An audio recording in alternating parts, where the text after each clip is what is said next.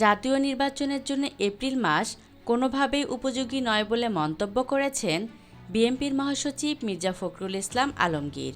শনিবার ঈদের দিন শেরেবাংলা নগরে বিএনপির প্রতিষ্ঠাতা জিয়াউর রহমানের সমাধিতে শ্রদ্ধা নিবেদনের পর সাংবাদিকদের প্রশ্নের জবাবে এ মন্তব্য করেন তিনি।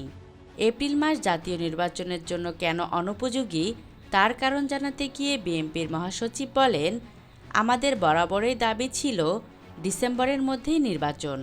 জনগণের প্রত্যাশাও সেটি ছিল, কিন্তু জনগণের প্রত্যাশা পূরণ হয়নি এবং যে সময়টি দাঁড় করা হয়েছে এটি বাংলাদেশের নির্বাচনের জন্য সঠিক সময় নয়। এই সময় প্রচণ্ড গরম, ঝড় বৃষ্টি হওয়ার আশঙ্কা থাকে, রোজার পরই এবং পাবলিক পরীক্ষা থাকে। সুতরাং এই সময়টি খুব চিন্তা করে দেওয়া হয়েছে বলে আমাদের কাছে মনে হয় না। এছাড়াও নির্বাচনের প্রচার করতে হবে রোজার মাসে, যেটা খুব কঠিন হবে। আমরা মনে করি ডিসেম্বরে নির্বাচন হওয়া সম্ভব, সেটাই জাতির জন্য উপযোগী হবে। এদিকে নির্বাচন নিয়ে 12 দলীয় জোটের শীর্ষ নেতারা বলেছেন, এ বছরের ডিসেম্বরে কেবল একটি দল নয়, দেশের সব গণতান্ত্রিক রাজনৈতিক দলগুলো নির্বাচন চায়।